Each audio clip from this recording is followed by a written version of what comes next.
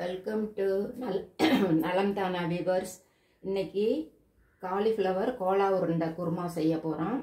அதுக்கு காலிஃப்ளவர் வேணுங்கிறத எடுத்து நல்லா கழுவி உப்பு தண்ணியில் போட்டு எப்பொழுதும் கழுவுவோம் இல்லையா, அது மாதிரி கழுவிட்டு நல்லா துருவி வச்சுக்கணும். இது மாதிரி இதை ஒரு பவுலில் போட்டுக்கலாம். பவுலில் போட்டுக்கிட்டாச்சு. இதில் நம்ம எப்பொழுதும் சேர்க்குறாப்புல இஞ்சி, பூண்டு, ஒரு பச்சை மிளகாய், வெங்காயம் பொடியாக, பெரிய வெங்காயம் பொடியாக அரிஞ்சு அதில் போட்டாச்சு. இதில் வெறும் கடல மாவு மட்டும் போட்டுக்கலாம், வேணும்னா ஒரு ஸ்பூன் அரிசி மாவும் கலந்துக்கலாம். நான் ரெண்டுமே கொஞ்சம் கொஞ்சம் கலந்துக்கிறேன். ஒரு டேபிள் ஸ்பூன் அளவு கடலை மாவும் ஒரு சின்ன ஸ்பூன் அளவு அரிசி மாவு. இந்த பைண்டிங்காக தான், அது பிசையறதுக்காக. இதில் கொஞ்சம் கரம் மசாலா, அந்த மசால் வாசம் அடிக்கிறதுக்காக, சாப்பிட்றதுக்கும் நல்லாயிருக்கும். கரம் மசாலா கொஞ்சம், மஞ்சத்தூள்,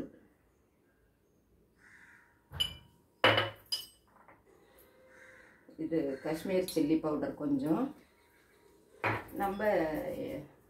நம்ம மிளகாத்தூள் கொஞ்சம், காரம் உரைக்கிறதுக்காக பச்சை மிளகாய் ஒன்று போட்டிருக்கோம்.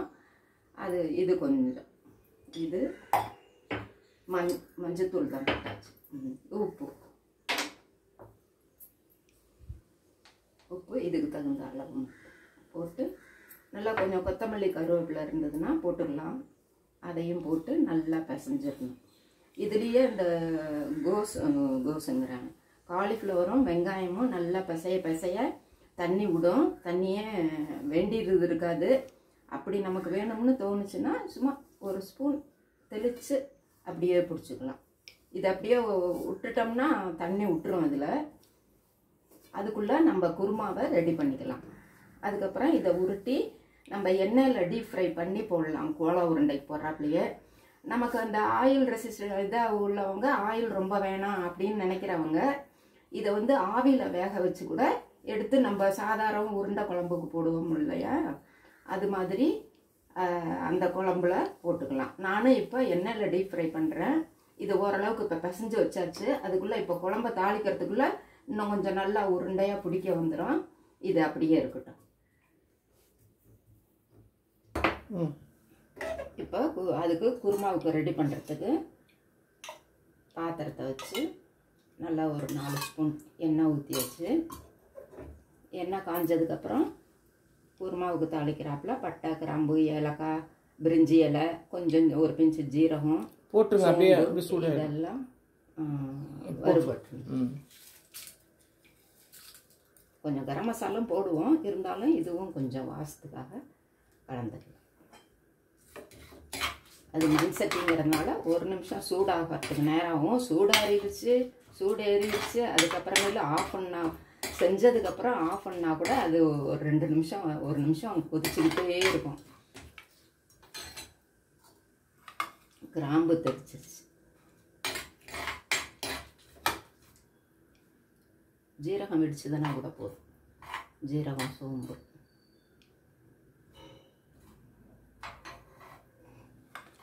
இப்போ பூண்டு போடணுமா? வெங்காயம், இஞ்சி, பூண்டு, ஒரு பச்சை மிளகாய், இதுலேயும் கருவேப்பிலை. வாசம் வருதா? போட்டுடலாமா? சிவப்பாயிடுச்சு சிவப்பாயிடுச்சு பாரு. ஜீரகம் சிவப்பாக ஆரம்பிச்சிருச்சு.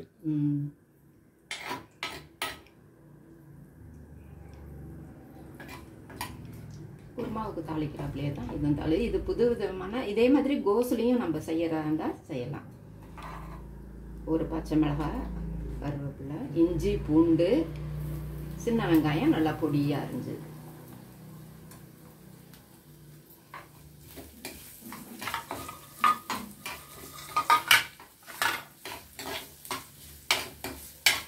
இது கொஞ்சம் வதங்கினதுக்கப்புறம் இதில் மிளகாய் பொடியெல்லாம் போட்டுக்கலாம். அது வெங்காயம் வதங்க தான் நல்லா ருசி கொடுக்கும். இந்த நல்லா சூடேறிச்சு, நல்லாவும் வதங்கிடும்.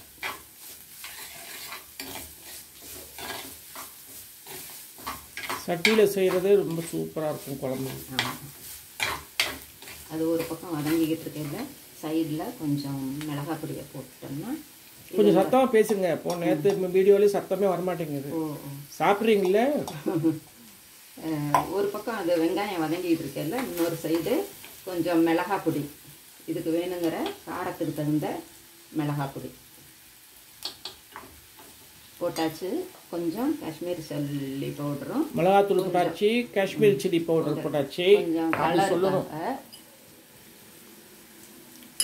மஞ்சத்தூள்,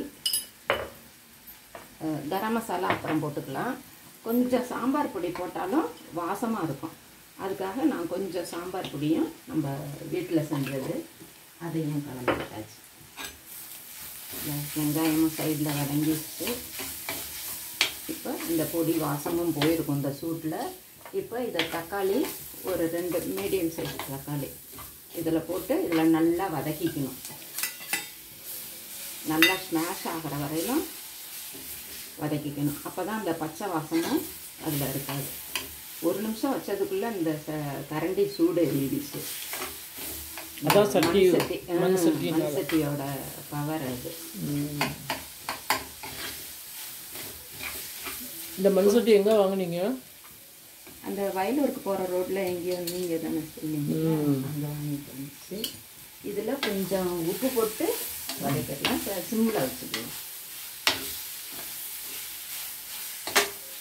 உப்பு போட்டோம்னா கொஞ்சம் சீக்கிரமாக தக்காளி, பழுத்த தக்காளி தான் சீக்கிரம் வதங்கி. கல் உப்பு போட்டிங்களா? ஆமாம்.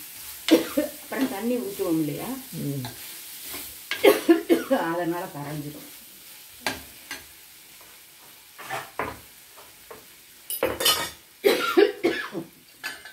கரண்டி சூடேறி இதை நல்லா தக்காளி ஸ்மாஷ் ஆகிடுச்சு. நடுப்புற ஒரு 2-3 ட்ரிப்பு கிளறிட்டுக்கிட்டே இருந்தோம். அங்கே பாருங்க நல்லா வந்துடுச்சு. இப்போ இதில் என்ன அரைச்சி வச்சுருக்கீங்க? இதில் கொஞ்சம் தேங்காய், முந்திரி பருப்பு, கொஞ்சம் பெருஞ்சீரகம், சோம்பு இதெல்லாம் அரைச்சதை இப்போ இதில் ஊற்றிடலாம். ஊற்றில இப்போ நமக்கு இதில் வேணுங்கிற தண்ணியையும் சேர்த்து நல்லா கொதிக்க விட்டுறது. இன்னும் கொஞ்சம் தண்ணி ஊற்றலாமே? அது உருண்டை போட்டோம்னா இழுக்கும் இல்லையா வேற? ஆமாம். அதனால் நல்லா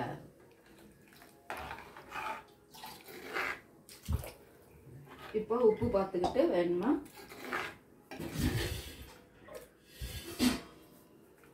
போதுமா தண்ணி? இது சாதத்துக்கு, சாம்பாருக்கு, புலவு ரைஸு, சப்பாத்தி, தோசை, இட்லி எல்லாத்துக்குமே நல்லா இருக்கும்.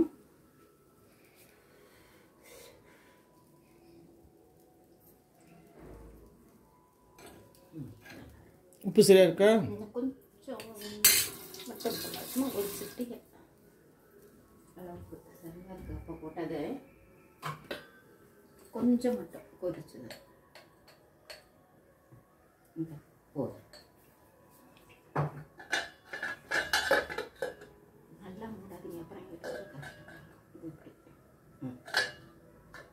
இது இப்படி இருந்ததுனால இது இப்போ உருண்டையை உருட்டிக்கிட்டாங்க.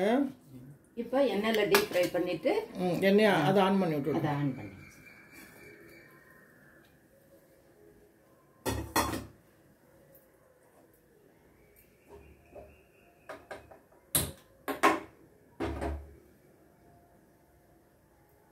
இதை இதில் போட்டு அதில் கூட அதை போட்டுக்கலாங்களா?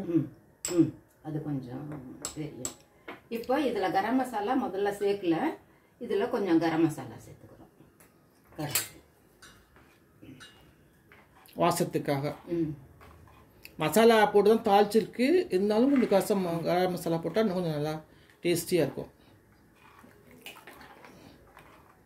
தண்ணி வந்து நமக்கு அந்த மாதிரி ஊற்றிக்கோங்க. அளவுக்கு தகுந்தாப்புல, நம்ம திக்னஸ்க்கு தகுந்தாப்புல ஊற்றிக்கலாம். நீ சொல்லிட்டே ஊற்றிட்டே இருக்கிற.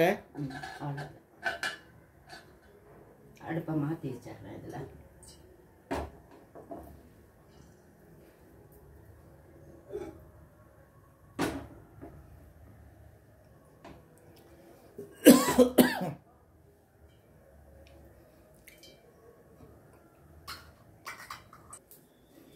இப்போ போட்டாச்சு உருண்டை. இப்போ பாருங்கள் அப்படியே சிம்லேயே வேக விட்டால் நல்லது.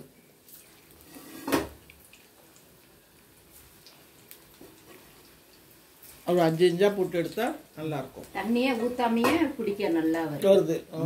எண்ணெயும் அதனால் இழுக்காது. தண்ணி ஊற்றாதனால ரொம்ப இழுக்காது.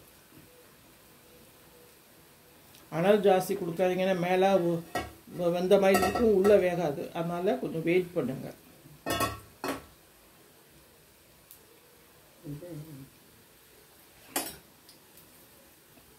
சும்மாவும் கூட அப்படியே சாப்பிடணும்னா சாப்பிட்டு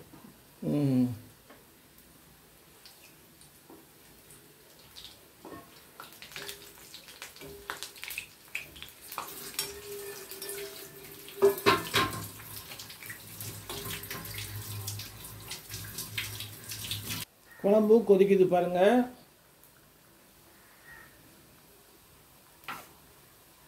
குழம்பு கொதிக்கிறது தெரியுதா? குழம்பும் நல்ல கலரும் கொதிக்குது. இப்போ நம்ம வந்து இதுவும் நல்லா முருகி வருது பாருங்கள். சூப்பராக தண்ணியே ஊற்றாமல் நம்ம அந்த காலிஃப்ளவரோட ஈரம் வெங்காய ஈரத்துலேயே அந்த தண்ணி ஊற்றினோம்னா நம்ம இது அதாக இருக்கும், எண்ணெயை குடிக்கும். இப்போ பாருங்கள், இது அப்படியே ஸ்லிம்லேயே விடணும் வேகத்துக்கு. சும்மாவும் சாப்பிடலாம், டேஸ்டியாகவும் இருக்கும். கொலா உருண்டை தானே, அதனால சூப்பராக இருக்கும்.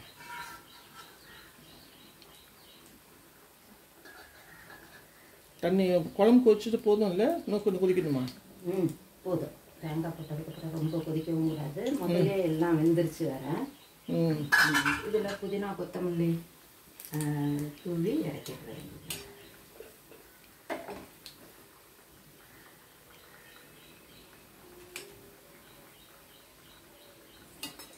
சிம்மில் வச்சு எப்படி ஹை ஃப்ளேமில் கொதிக்கிறாப்புல கொதிக்குது சட்டிங்க. இப்போ புதினா கொத்தமல்லி போடுறாங்க. இதை பாருங்க, இதை நம்ம போட்டுடலாம். அதில்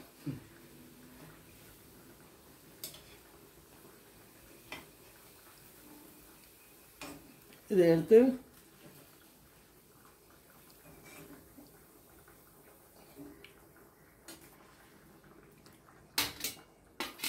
இப்போ அடுத்த ஈடு போடுறோம் நம்ம.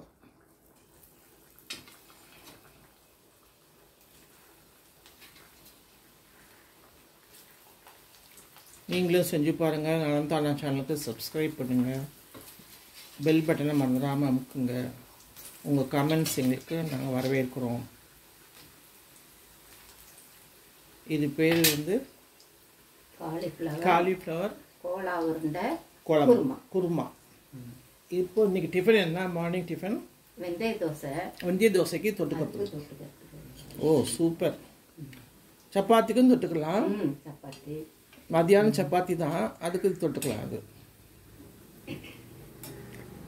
இது ஸ்லிம்லேயே நம்ம வேகிறதுனால கொஞ்சம் நல்லா வரும்.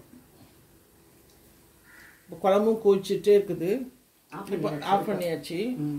இப்போ மூடி வச்சிட்டோம்னா இன்னும் டேஸ்டியாக இருக்கும்.